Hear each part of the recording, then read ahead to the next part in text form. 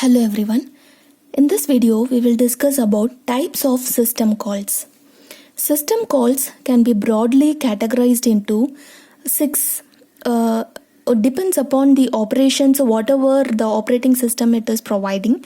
Based on that, we have several system calls to each and every services by the operating system. First one is process control. Next one is file manipulation or file management, device manipulation, information maintenance, communication, and protection. So to all these majorly operating system services, we have several system calls separately. So we discuss one by one. First one is process control. So in order to manage the given process by the operating system, what are all the system calls must be used? So let us see. For the process control, so if you have one process and you want to execute that process, first you have to give that process to the CPU for execution. So who will give? So all these things will be done by the operating system. User will develop some of the program and he will give it into the system, and the operating system has to load that program into the main memory, and afterwards it will be given for CPU, given to CPU for execution. So this is what the steps to be followed for executing any one of the process. Suppose if you are executing the process, if it completes its execution, so what happens? It will terminate its execution. So the process can be terminated either normally or abnormally. So the meaning of normal termination is after completing all its operation, it will be terminated. That is what normal termination. So suppose in the middle of execution, if it gets any error or external event, so if it is not possible to complete its entire execution, so whatever the instruction it is given inside the process, it is not completely all the instruction has been executed, which means abnormal termination. So in the middle of execution, if it is terminated, then it is nothing but abnormal termination. So in order to perform these operations, we have to use two specific system calls, that is end and abort. So end is nothing but if it completes its entire execution, then it is going to terminate normally, which is nothing but end system call must be used. If it is terminated abnormally, then this abort system call must be used. So when this particular abort system call will be used? So when the particular situation arises in the system, if it gets any error, if the particular process is running by the CPU, so in that if it gets any error, so error may occur due to that process itself. So whatever the process you are executing, suppose if it gets any external event or like interrupt in the middle of execution, if it gets any interrupt in the system, the CPU will stop its execution. It has to respond to the interrupt. So that is also said to be a kind of abnormal termination.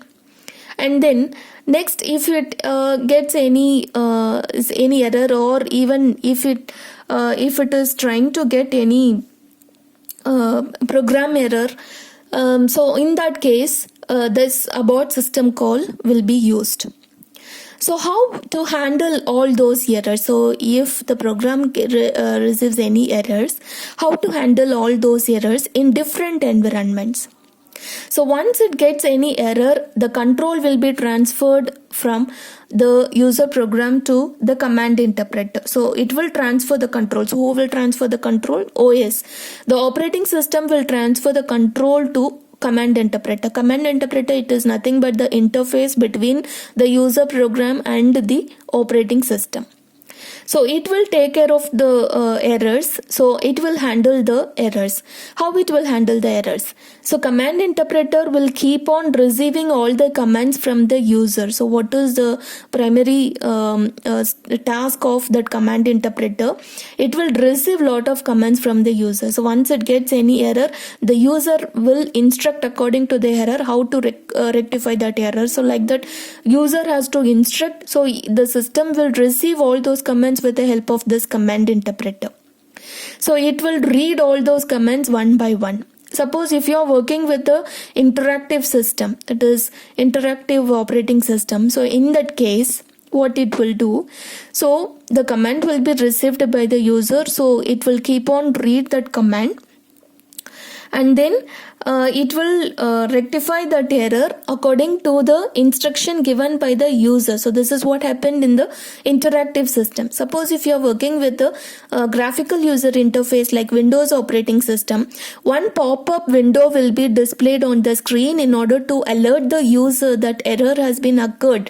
So it will display that error, and whatever the actions given by the user, so it will act accordingly. So that is what Windows operating system will do if it gets any error in the middle of execution. Then if you are working with a batch operating system, so very earlier operating system, so traditional operating system, so in those kinds of system, how the error will be handled, it will not handle that error. What it will do, if it gets any error in the program or what the process, whatever it is running, so it will terminate that entire process itself. It will terminate the entire process or a job, then it will move on to the next job that is waiting in the queue. So this is what the batch operating system will do. It will not try to recover that error. It will terminate the entire process. Whichever the process producing the error, it will terminate it completely, and then it will move on to the next process or the next job. So this is what will be happened in case of batch operating system. So the recovery actions for those errors, whatever we are getting while executing the process, should be determined by the error level.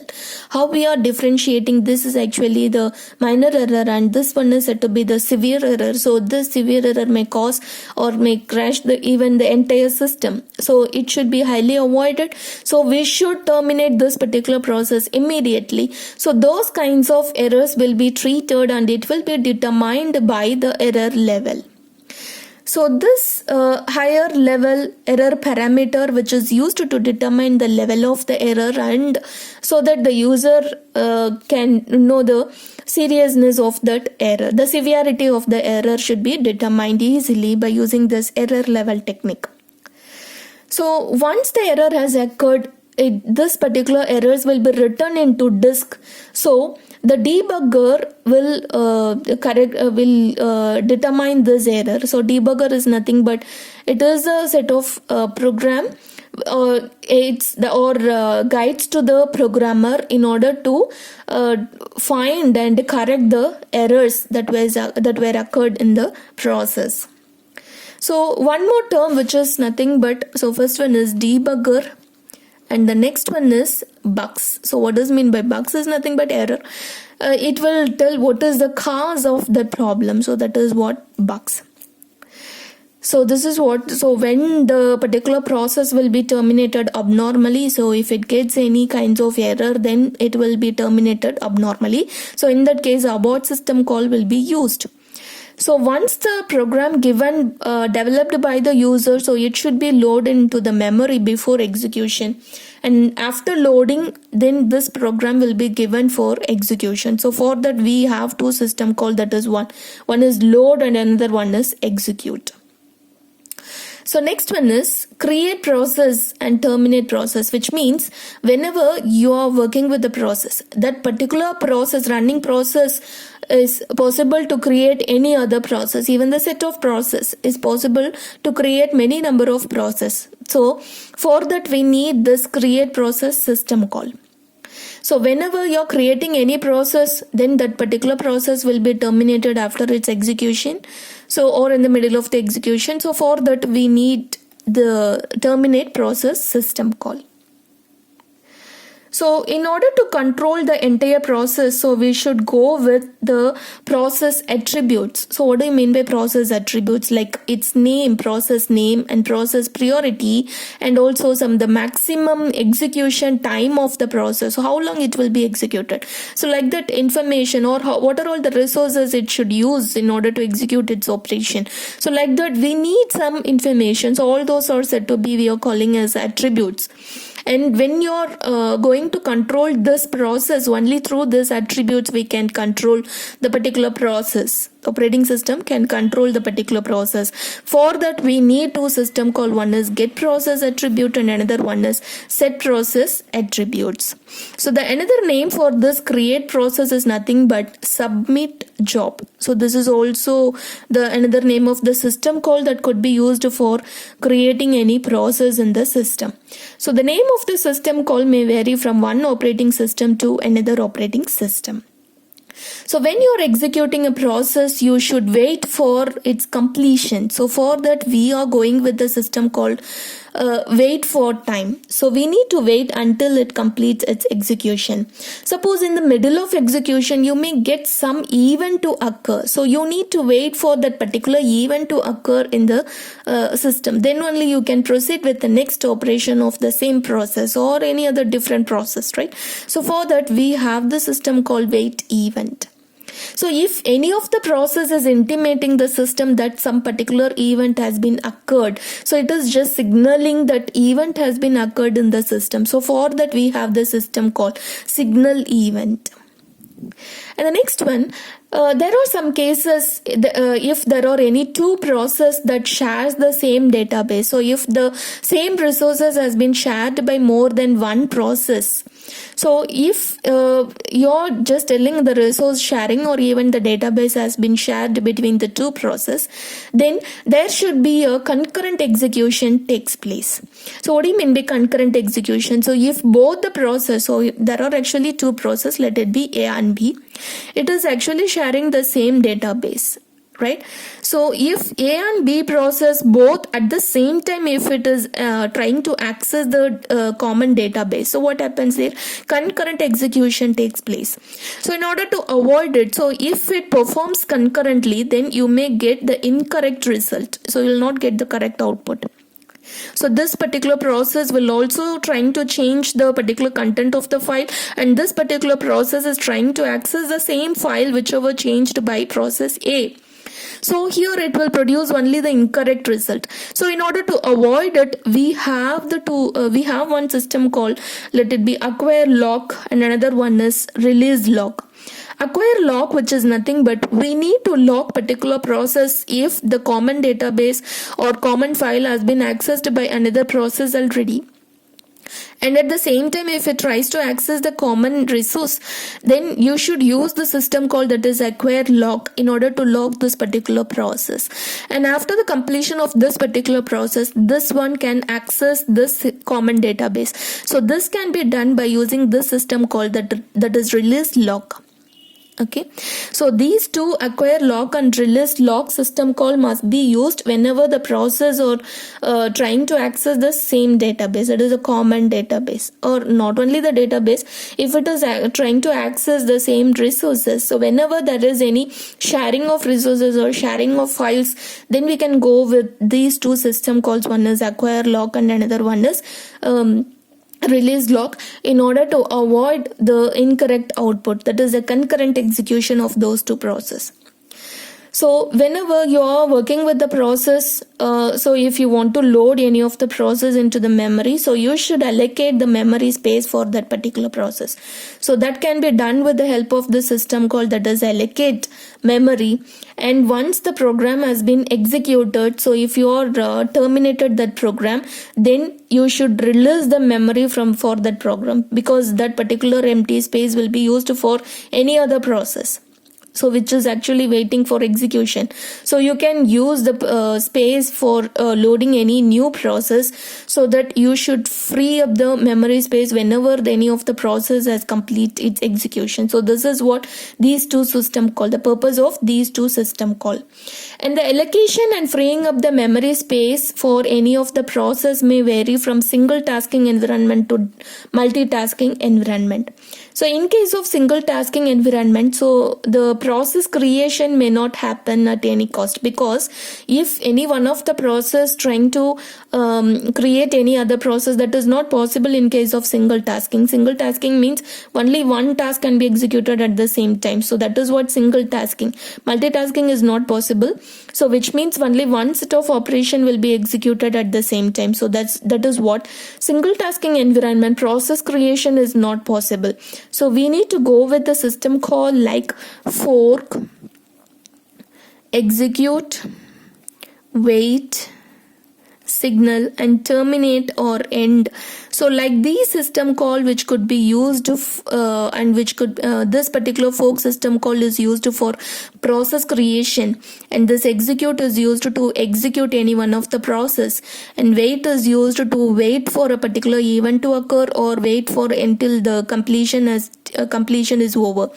And the next one is execution is completed, so till that we need to wait. And the next one is termination. So as usual, so we can go with the normal termination or abnormal termination. So all the system call will be used in single tasking environment also, except this fork, because this particular fork system call is used for process creation. So process creation may not happen in case of single tasking. So process creation can be done only with the user side, not with the operating system, because any one of the process may not create another process, so that will not happen in single tasking. But in case of multitasking, so this will be applicable. So any process can create any other one process or even set of process. So depends upon the single tasking or a multitasking environment. So this particular system call, that is allocate and free memory system call, may vary, because depends upon the environment whatever we are using.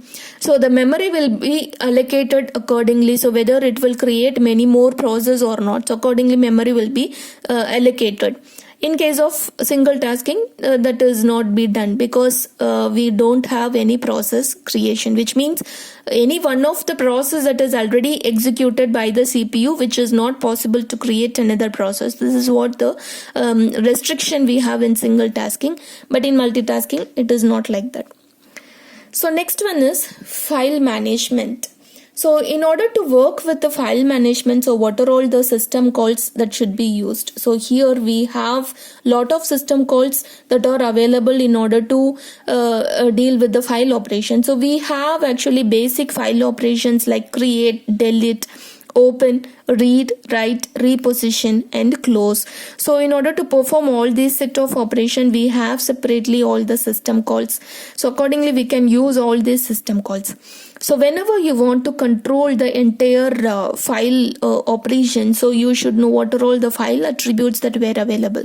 So file attributes, which are nothing but the file name, type, protection codes, accounting information. So all those file attributes will be controlled, or it could be used with the help of these two system calls, that is get file attributes and set file attributes. So in some operating system, in addition to these system calls, we also have one more system call like file move and copy. So these two system call also be given in some operating system in order to perform this copy operation and move operation in between the files. So these are all the system call must be used for the process control and for the file management in operating system. Thank you.